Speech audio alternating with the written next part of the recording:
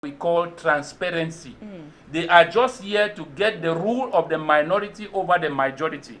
Like I cited the case of a country like Sudan, a population of 41 to 42 million persons, and a political party with a population of 3 million wins an election.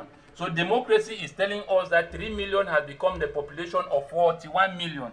That is what democracy is telling us. So you come to realize that once you open up a competition and you are looking for the winner, you who set that competition can always determine who is going to win. Because if you decide to sponsor him, that's why all our government receive aids, arms, loans, credit to do what? To empower them to repress the 85%. And that was why I also said that in the Berlin conference, there was a principle which was set over when they did the auction state of Africa, that each buyer of Africa must be able to gain 85% of its natural resources equally as its human resources.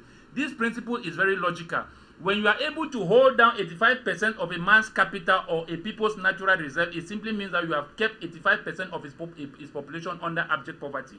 Because that is the destiny of the people and the future of the people, which you have decided to hold 85%. And such principles go in all African countries. And that's why I realize that all the cases of Africa is all the same. Because that was the purpose of the Berlin conference. Yes. And the only system to sustain that profit from coming all the time is to bring in what I call a dictator in the form of a system, and it's only democracy.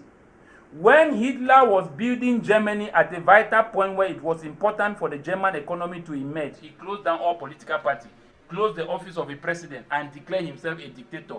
Today, we want to promote dictators that are representing the African people. The West says no, there must be a regime change. The West says that they don't abide by the Constitution. Who created the Constitution? Is it our founding father or is it the UN? It's the UN. When the UN was being formed and made in 1945, was there any African leader or any African representative? The answer is no. In 1884, when they were breaking down the African continent in 54 nations, was there any other African representative there? The answer is no. So no one sees the crime which the West has committed over Africa. No one here talks about courts that should be raised up to carry such nations to court and then let them pay for reparation. But they cannot pay for reparation while they are still in Africa. It's just like taking from me and giving it back to me. They must leave Africa and then we take them for reparation so that we should drain them.